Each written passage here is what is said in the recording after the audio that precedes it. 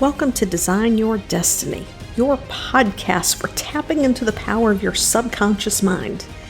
In this next few minutes, allow me to show you how to tap into that power so that you can create success with ease, form deeper connections, and have greater presence in your relationships, and most importantly, find peace within yourself. My name is Penny Chason, and I'm your host. Hey, on today's episode of Design Your Destiny, I'm going to be talking about anxiety. Recently, I've been asked a lot of questions about anxiety, and I thought I would break it down by basically, let's talk a little bit about where anxiety comes from, because knowledge is power when we allow ourselves to be aware. And once you have that awareness, the strategies that I talk about in addressing anxiety will make more sense. Now, typically, if I work with clients who experience anxiety, it's more of a run-of-the-mill, everyday anxiousness, worry type scenario. It's not an anxiety or a panic situation that is requiring medications and interfering with everyday life. So, what is anxiety? This is my definition. Anxiety is the word that we use to describe the physical feelings that we have in our body when we are experiencing unpleasant emotion, an unpleasant feeling. And the reason why I leave the definition so broad and so open, and, I could go look up the medical definition, and I'm really, that doesn't pertain to the work that I do. But the reason why I leave the definition so broad is because a lot of people go into this scenario where they say that anxiety is fear-based. It's fear-based thinking that creates anxiety. And yes, that can be a component to it. But when our nervous system becomes stimulated through fight or flight, the chemicals are the same.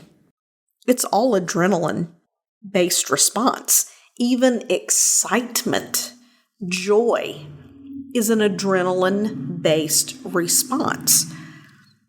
What shifts the perception of that feeling from positive to negative is the context in which we are experiencing the feeling. So I don't limit the emotion that fuels anxiety to fear. And I'll circle back around to this. So what can cause anxiety? The first thing that can cause anxiety is truly our thinking. We can be working on something, or we can be planning or organizing something, and we can just have a random thought of, geez, I wonder what if. And if that what if is followed by a scenario that has a negative impact, that might cause us some concern. And it's like, oh, geez, I didn't think about that. Well, if that happens, what if this happens? And then we have another negative thought that follows that. We can get into a cycle of negative thinking that stimulates a release of negative emotions. Now, when you're someone who works in a problem-solving capacity, when you are exploring all the possible outcomes of something, you're obviously going to ask the questions, what if? But for some people, there have been events in life that have happened, or they have been exposed to people in their life that the very way of being is to always say, what if? What if something bad happens? What if I lose my job? What if I don't get paid? What if I get sick? What if I get hurt? What if I can't make payroll? Let's just say for business, for example. What if no one likes my painting? What if no one buys my music? What if no one wants my services?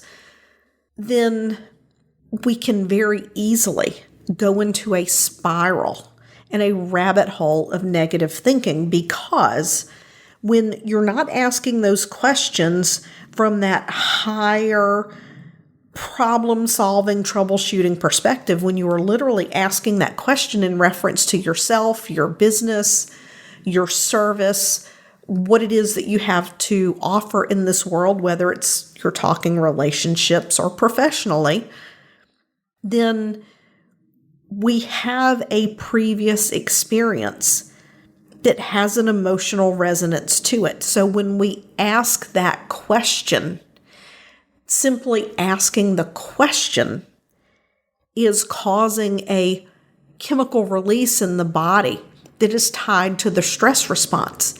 And once we ask that question and we go down the spiral of asking all of these what-if scenarios, we really charge up our nervous system and we get these feelings of anxiety. So in that specific situation, the anxiety is thought-based because it's a habit of thought, and that pattern of thinking has been previously associated with a negative emotion. Now, another way that anxiety can come about is that we can have had an experience in our past that was highly stressful. It could be a single event that was highly stressful. It activated our nervous system. And when we have a highly stressful experience, I want you to think of the absolute extreme for a moment. The absolute extreme would be someone with PTSD. But we can have that same nervous system activation without going to that extreme, where our mind has recorded all the details of this event. The temperature. What was the environment like? Were you in a conference space? Were you in front of your teacher giving a presentation? Were you in front of a teacher in class? This event back in the past, where there's many pairs of eyes looking at you, or were you by yourself? Were you being asked questions? Was it a work scenario, a relationship scenario? Did it involve criticism? Was it something that was fearful? Was it something that created anger within you? Your brain records every piece of information related to this event that highly activated your nervous system. Now, your brain says, you know what? I never want to experience that again. That really felt awful. We didn't like that. So now your brain says, okay, what I'm going to do is I'm going to be on the lookout.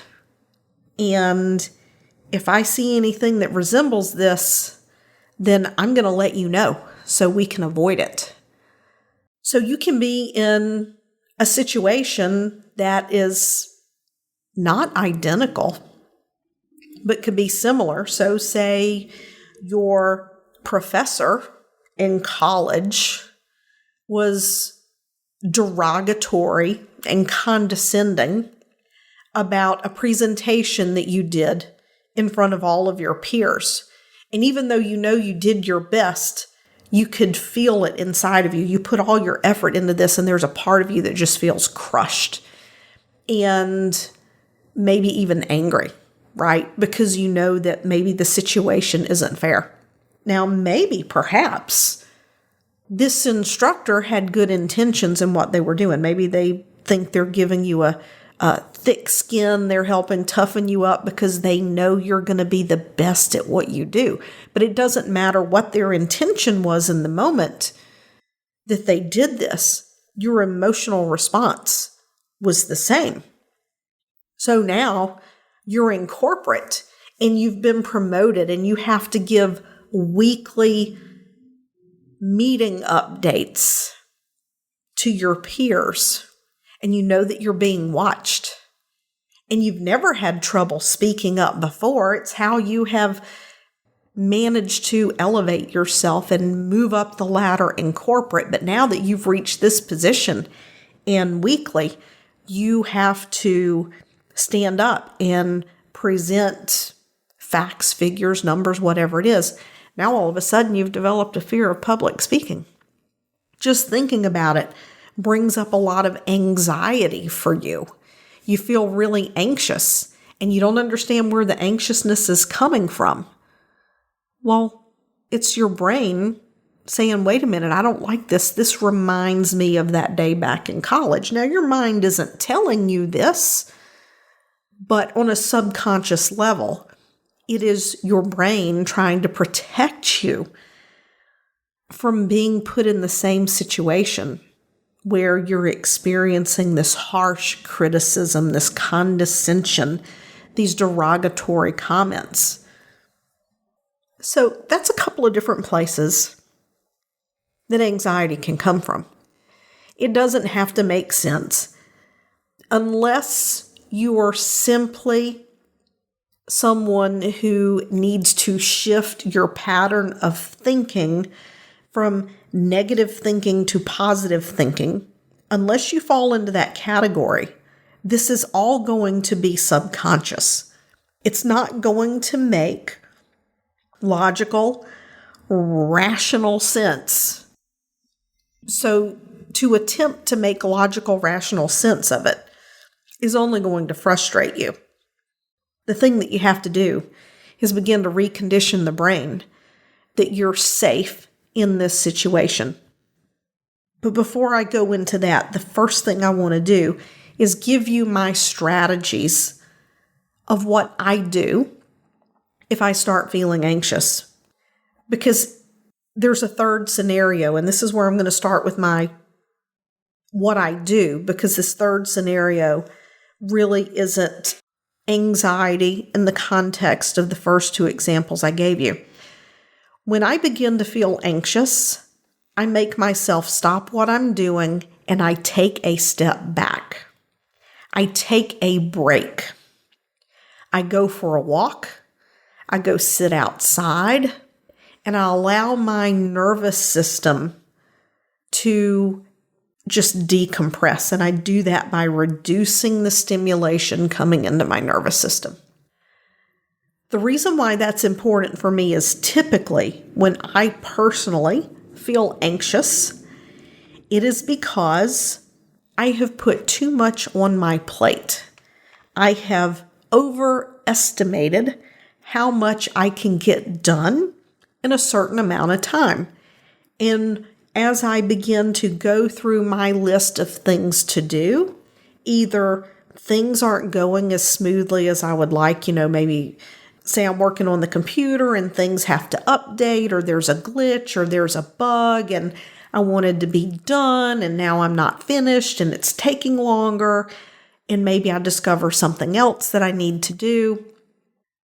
Basically, what's happened is I've put myself in a situation where I have overcommitted, which has caused me to feel overwhelmed. Overwhelm and anxiousness is the same feeling. It's just a very different cause.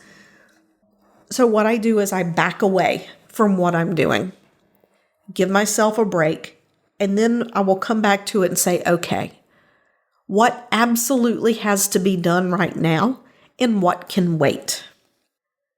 And anything that is not hair on fire, call 911, it waits. Because when you attempt to function in this state of feeling anxious and your nervous system activated, you can't think clearly, you have brain fog, you're more likely to make a mistake, which is only going to build upon your frustration and send you further down the spiral.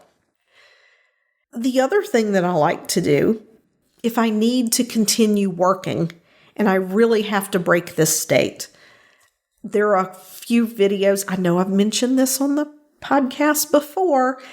There are a few videos on YouTube that I know always make me laugh because they are so freaking stupid funny.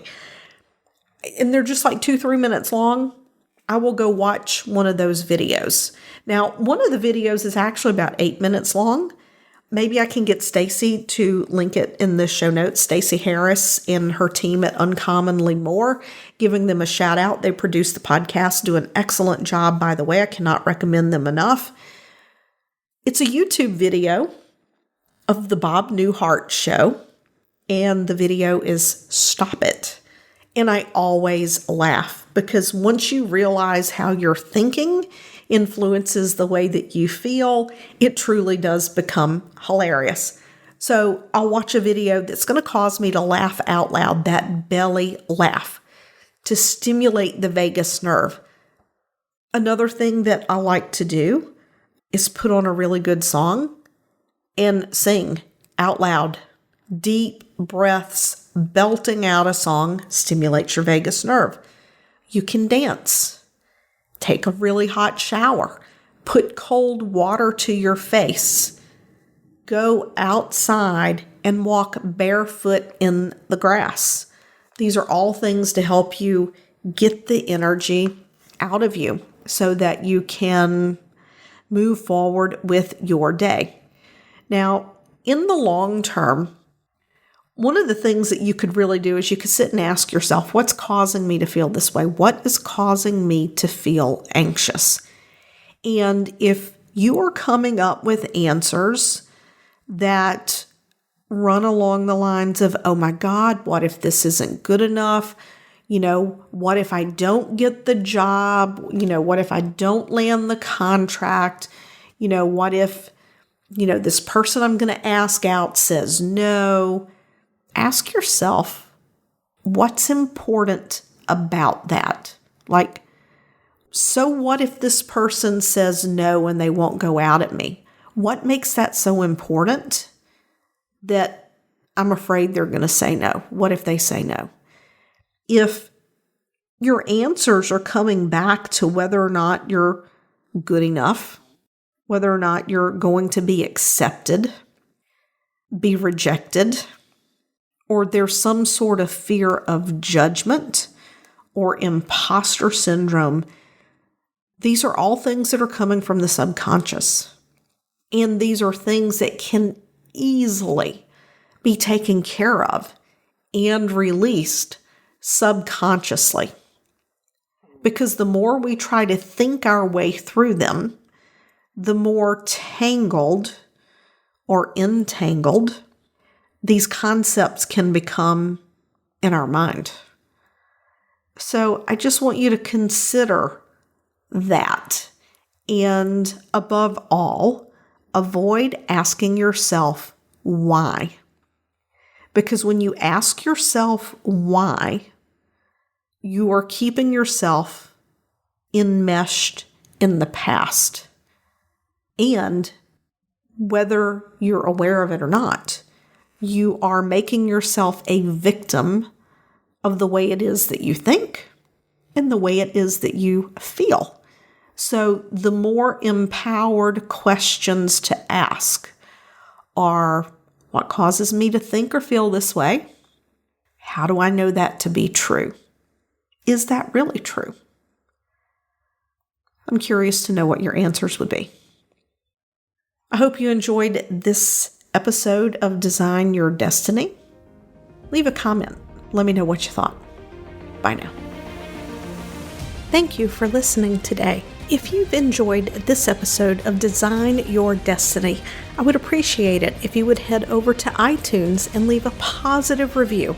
When you leave a positive review, it's like podcast currency, and we can increase our reach and get the message to even more people that they, just like you, have the ability to design their destiny. And remember, subscribe on your favorite podcast platform.